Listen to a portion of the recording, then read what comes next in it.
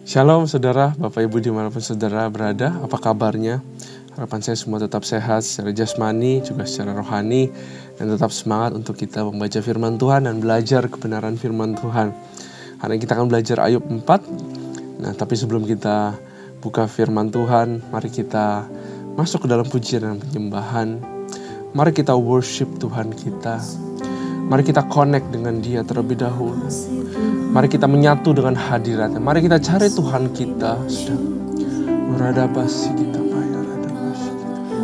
Kami cari Kau Tuhan. Kami butuhkan Engkau Tuhan. We need you.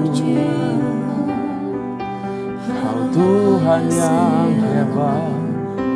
Kau Tuhan yang besar, Kau Tuhan yang peduli.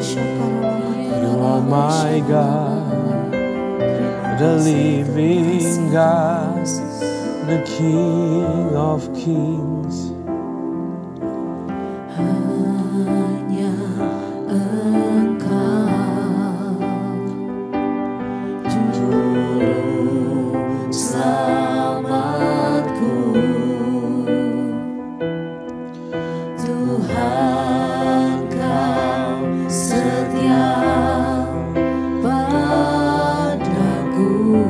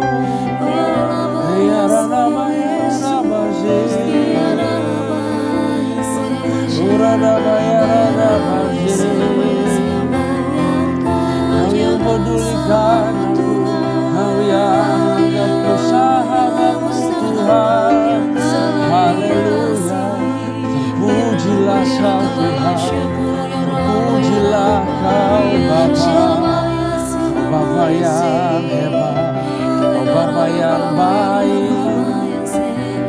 Yarara bayarara basir, nada bayarala yarana mana kata yarada basir. Yarala yarada bayarada basir, nada bayarada basir kata kata yarada mata basir. Aku percaya Tuhanku ajaib, Kau turun tangan memulihkanku. Aku percaya Tuhanku dahsyat, Kau turun tangan memberkatiku.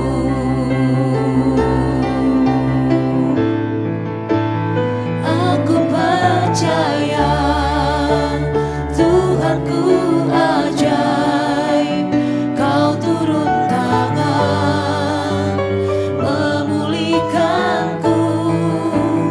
Aku percaya Tuhanku dahsyat, Kau turun tangan memberkatiku.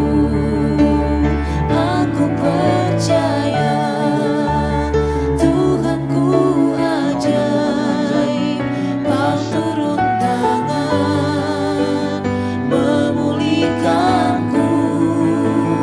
Aku percaya Tuhanku dahsyat, Kau turun tangan memberkatiku. Kau turun tangan memberkatiku. Kau turun tangan memberkatiku.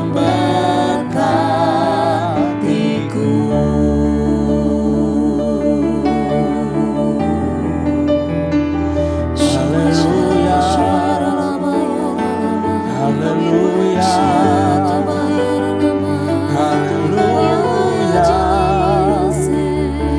haleluya, haleluya. Yarala yarada bayarada basir, yarala yarada basir.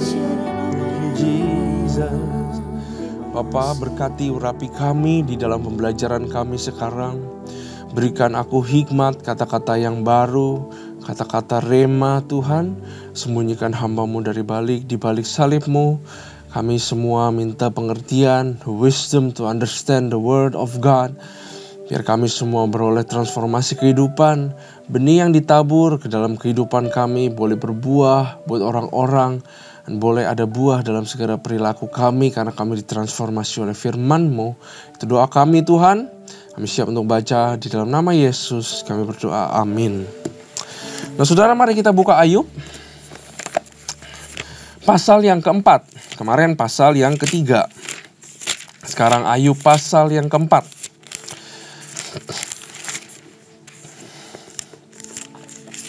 Saudara ingat Ayub 3?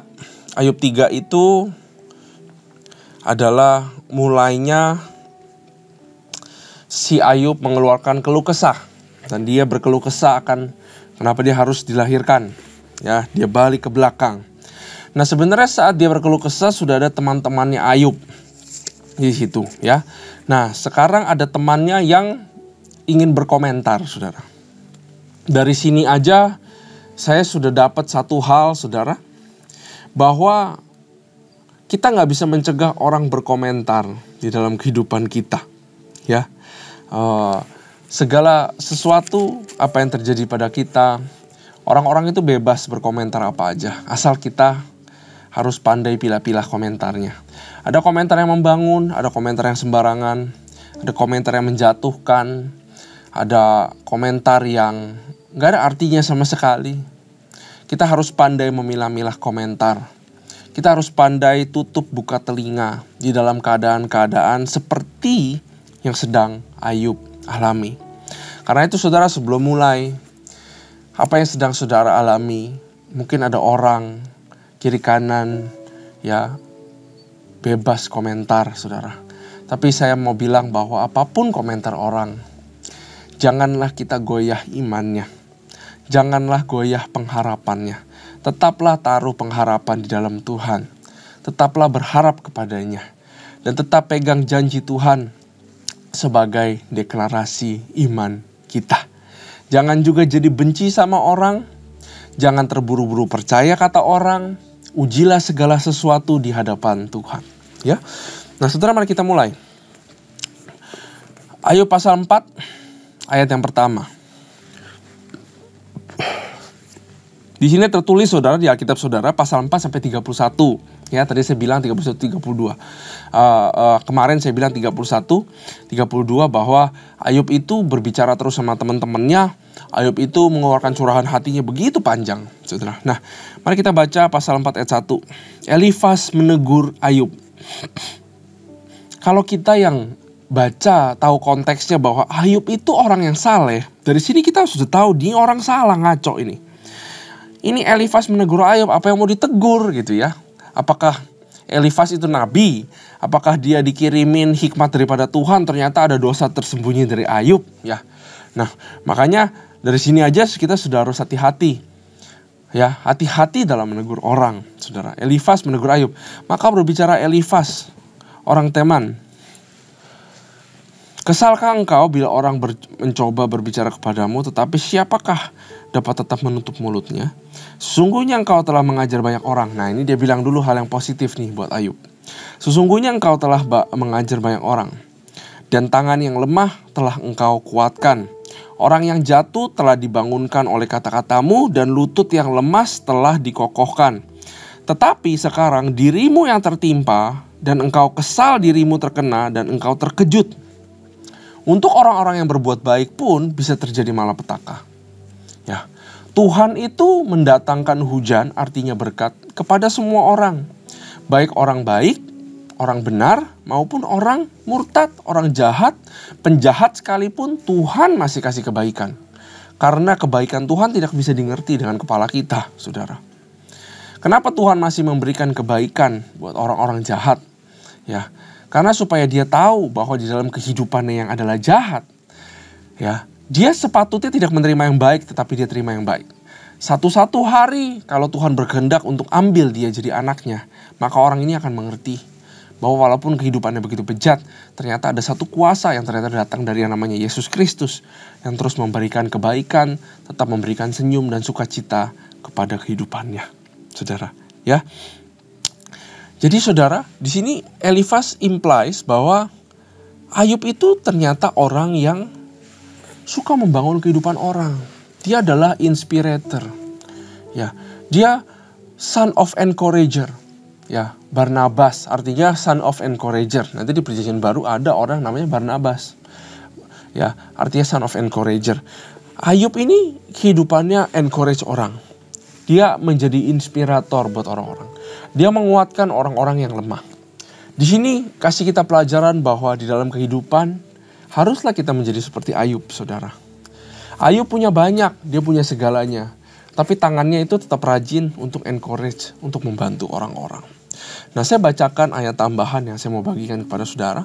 Ibrani 3 ayat 13. Tetapi nasihatilah seorang akan yang lain setiap hari, selama masih dapat dikatakan hari ini, katanya. Supaya jangan ada di antara kamu yang menjadi tegar hatinya karena tipu daya dosa. Ya, saudara, ini adalah pelajaran pengingat buat kita supaya kita hidup di dunia menjadi orang-orang yang pakai mulut kita, yang pakai tangan kita untuk menguatkan, untuk encourage orang-orang. Sudah terlalu banyak, saudara, orang-orang yang hatinya kecil, hatinya terhimpit karena permasalahan dunia. Makanya Tuhan itu matanya selalu mencari orang untuk diberikan kekuatan. 2 Tawarik 16 ayat 9 kalau saudara buka. Ini luar biasa firman-Nya. Karena mata Tuhan menjelajah seluruh bumi untuk melimpahkan kekuatannya kepada mereka yang bersungguh hati kepada Dia. Mata Tuhan menjelajah seluruh bumi untuk memberikan kekuatannya. Kita sebagai seorang agen kasih juga harus menjelajah ke kiri kanan kita untuk siap memberikan kekuatan kepada orang-orang. Nah, itu tentang mengencourage, saudara. Tapi kita juga perlu di-encourage, bukankah seperti itu? Nah, baiklah kita untuk supaya kita bisa di-encourage, marilah kita belajar untuk terbuka. Kalau kita nggak terbuka, orang nggak akan tahu apa yang kita alami. Kalau kita nggak terbuka, orang nggak akan tahu isi hati kita. Maka kekuatan dari Tuhan pun susah disalurkan kepada kita. Karena kita tidak terbuka. Makanya Tuhan suka sekali sama umatnya yang datang kepadanya dengan apa adanya. Kalau memang ada keluh kesah, kalau memang ada sesuatu yang berat, curahkanlah kasih Tuhan. Dan saya percaya waktu kita curahkan kasih Tuhan, dia nggak anggap itu sebagai komplain. Dia nggak anggap itu sebagai sungut-sungut. Tapi yang diberikan kepada Tuhan justru adalah kekuatan. Saat kita jujur di hadapannya. Bahwa Tuhan, aku nggak mampu lagi Tuhan. Sekuat-kuatnya rohaniku, otot rohaniku, ini sudah terlalu berat Tuhan. Aku terbuka Tuhan, aku butuh penguatan daripadamu. Kalau saudara bicara seperti itu, saya yakin akan datang kekuatan daripada Tuhan. Tapi bagi orang yang sok kuat, ya, tapi bagi orang yang tidak mau terbuka, maka kita akan sulit untuk mendapatkan yang namanya penguatan. Apa sih encouragement itu saudara? Encouragement adalah kata-kata atau perbuatan yang tepat sasaran pada waktu yang tepat. Ya, jadi waktunya harus tepat dan sasarannya juga harus tepat. Itu adalah encouragement. Ya, dapat dari mana saya ini? Saya dapat dari Amsal 25 ayat 11. Perkataan yang diucapkan tepat pada waktunya adalah seperti buah apel emas di pinggan perak. Ya, artinya adalah perkataan yang tepat pada waktunya dan juga tepat sasaran. Itu namanya encouragement. Ya, kadang-kadang kita mengencourage orang tuh kita suka korek-korek kesalahan orang loh saudara. Ya, kita anggap itu sebagai encouragement untuk benerin jalan dia. No. Encouragement itu hanyalah untuk membangkitkan semangat. Ya. Nah, mari kita lanjut baca, saudara. Ayat yang ke-7. Camkanlah ini. Siapa binasa dengan tak bersalah? Dan di manakah orang yang jujur dipunahkan? Yang telah kulihat ialah bahwa orang yang membajak kejahatan dan menabur kesusahan, ia menuainya juga, katanya. Mereka binasa oleh nafas Allah dan lenyap oleh hembusan hidungnya. Singa mengaum, singa meraung. Patahlah gigi singa-singa muda, singa binasa karena kekurangan mangsa. Dan anak-anak singa betina bercerai-berai. Suatu perkataan telah disampaikan kepadaku dengan diam-diam dan telingaku menangkap bisikannya waktu bermenung oleh sebab khayal malam ketika tidur nyenyak menghinggapi orang. Aku terkejut dan gentar sehingga tulang-tulangku gemetar. Suatu roh melewati aku, tegaklah bulu lomaku. Ini dia, si Elifas ini bilang dia bahwa mendapatkan sesuatu yang cukup supernatural. Suatu pengetahuan yang supernatural. Ya, ayat 16, ia berhenti tetapi rupanya tidak dapat kukenal. Suatu sosok ada di depan mataku, suara berbisik-bisik kudengar. Mungkinkah seorang manusia benar di hadapan Allah? Dia bilang. Mungkinkah seorang tahir di hadapan penciptanya? Sesungguhnya hamba-hambanya tidak dipercayanya. Malaikat-malaikatnya pun didapatinya tersesat. Ya, kita bisa melihat bahwa knowledge Elifas sangat terbatas, saudara. Dia bilang, mungkinkah seorang manusia benar di hadapan Allah? Nggak mungkin. Kita semua kedapat dosa turunan. Tapi sayangnya dia terbatas. Dia orang perjanjian lama. Kita di perjanjian baru kita dibenarkan. Jadi kalau relevansinya ke sekarang, mungkinkah seorang manusia benar di hadapan Allah? Jawaban kita apa, saudara? Yes. Mungkin seorang benar di hadapan Allah. Tapi bukan dengan kekuatannya sendiri. Tapi karena darah yang tercurah. Yaitu darah Yesus Kristus. Saudara adalah orang-orang benar. Dan saya juga adalah orang-orang benar. Ya. Ayat 18, sesungguhnya hamba-hambanya tidak dipercayanya, malaikat-malaikatnya pun didapatinya tersesat. Lebih-lebih lagi mereka yang diam di dalam pondok tanah liat dan dasarnya debu yang mati terpijat seperti gegat di antara pagi dan petang mereka dihancurkan dan tanpa dihiraukan mereka binasa untuk selama-lamanya. Bukankah kemah mereka dicabut, mereka mati tetapi tanpa hikmat. Nah, saudara, satu hal sebelum kita masuk ke Elifas mengingatkan Ayub bahwa, hey, kamu orang yang suka mengencourage orang-orang yang lemah. Mungkin kamu pandai menguatkan orang, kamu hebat untuk menasihati orang waktu orang kena kesulitan dan malapetaka. Ayub dikatakan seorang encourager, ya. Tapi ternyata saat Ayub mengalaminya sendiri, dia tidak mampu mengencourage dirinya sendiri. Ya, mungkin karena cobaannya begitu berat. Tapi satu hal yang kita bisa belajar, saudara, menasihati orang, haruslah kita menghidupi nasihat kita. Kalau kita memberikan masukan kepada orang, jangan cuma teori. Jangan cuma pengetahuan belaka. Jangan cuma buat-buatan kata-kata demi semangat orang. Kalau bisa mengencourage orang yang keluar daripada pengalaman hidup kita. Ya, supaya kita nggak kecelek, saudara. Bahwa nanti sesuatu terjadi, kita nggak bisa menghidupi. Kok kamu encourage orang bisa, kamu sendiri mengalaminya, sekarang kamu begini. Gitu. Ya, makanya di dalam encouragement, marilah kita encourage orang sesuai dengan kapasitas kita saja. Nggak semua orang bisa dilayani, saudara. Ya, nggak semua orang consulting, yang mau consult ke saya bisa layani. Nggak semua orang saya bisa kuatkan. Ya, makanya kita harus memilih, kita kuatkan orang berdasarkan apa yang sudah kita alami, berdasarkan revelation of God in our experience, supaya jangan-jangan kita dicobai sama iblis. Ya, kita hebat-hebat bilang, oh kamu harus ini, kamu harus itu, kamu harus ini, kamu harus itu. Giliran kita yang kena, kita yang babak belur, saudara. Ya, nah Elifas ini menegur Ayub. Ya, dia itu seolah-olah bilang kepada Ayub bahwa kamu mengalami ini pasti karena kamu ada sesuatu yang kamu salah sama Tuhan. Dia bilang, gak mungkin enggak soalnya. Pasti deh ada sesuatu yang kamu lakukan gak benar di hadapan Tuhan. Nah, saudara, ada hal yang kita bisa belajar dari Elifas. Yang pertama, Elifas itu tidak cuek. Ya, ini satu hal positif yang kita bisa belajar dari Elifas. Elifas itu nggak cuek. Dia itu nggak masa bodoh. Ya, dia itu nggak mementingkan dirinya saja sendiri. Dia niatnya baik, saudara, tapi terbatas memang. Dia mau coba bantu Ayub, tapi memang caranya mungkin salah. Karena dia menegur Ayub. Menegur itu kan seperti menghakimi sebenarnya.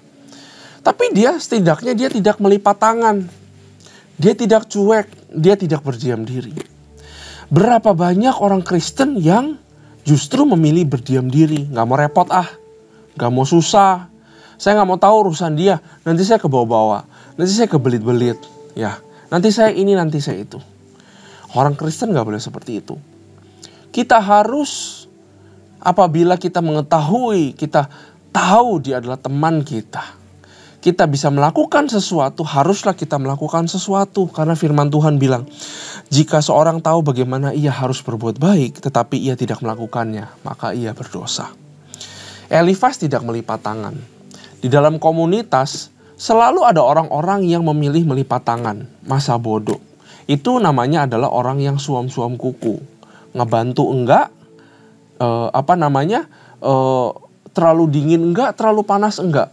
Nonton aja, melipat tangan. Nah, Elifas tidak melipat tangan. Ya, makanya kita bisa belajar di sini bahwa di dalam komunitas kita, di dalam kita bergaul, saudara, apabila kita bisa melakukan perbuatan baik, marilah kita melakukan perbuatan baik. Caranya, asal kita punya hati, saya percaya Roh Kudus akan tuntun kita caranya. Ya, yang penting hatinya mau melangkah dulu untuk reach orang, saudara. Caranya Tuhan akan equip. Kalau caranya kadang-kadang kita salah pun tidak apa-apa. Namanya pembelajaran. Seperti Elifas, dia nggak cuek, tapi ternyata dia kelewat batas, saudara. Dia bukannya mengencourage, dia bukannya menguatkan yang lemah yang daripada Ayub, malah dia menunjuk. Ya, dia justru menunjuk. Kamu pasti ada sesuatu yang salah. Coba kamu pikir, dibalut-balut, saudara, dengan puisi. Ya, seolah-olah Elifas itu menghakimi. Jangan sampai kita menghakimi, saudara. Ya, kadang-kadang kita bingung di mana sih batas penghakiman. Tuhan sendiri mengangkat hakim, bukankah seperti itu? Nah, batas yang dimaksud adalah kita tidak boleh main hakim sendiri. Saudara. Artinya apa? Artinya menentukan benar atau salah berdasarkan pandangan kita, berdasarkan kita punya kepintaran. Ya. Atau menentukan benar dan salah untuk keuntungan diri sendiri. Ya. Jangan menghakimi orang daripada apa yang nampak, tetapi hakimilah dengan adil. Ya, saudara, Elifas terbatas pengetahuannya. Tapi dia karena tergerak oleh belas kasihan, caranya salah, dia malah menunjuk. Dia malah menghakimi, saudara. Jangan lihat dari luarnya. Ya, di dalam komunitas, jangan lihat dari luarnya, saudara. Karena kita gak pernah tahu dalamnya. Hanya Tuhan yang tahu cerita seseorang. Bagaimana seseorang sampai seperti itu? Entah dia berbuat salah, entah dia terkena malapetaka, entah dia sial, saudara. Entah dia melarat, entah dia ini, entah dia itu, saudara. Semua orang punya ceritanya masing-masing dan harus dihargai. Tuhan tahu cerita mereka. Kalau kita nggak tahu ceritanya 100%, apa hak kita untuk menyimpulkan sesuatu tentang orang ini? Ini sangat bahaya. Ya, kita belajar dari Elifas. Jangan karena datanya masih sedikit, kita cepat-cepat mengambil kesimpulan. Kalau memang datanya nggak lengkap, kita nggak tahu cerita orang ini. Lebih baik kita tutup mulut. Artinya apa? Tetap ke orang itu. Ya, tapi nggak usah seolah-olah memberikan jalan keluar atau memberikan jawaban kenapa kamu mengalami ini.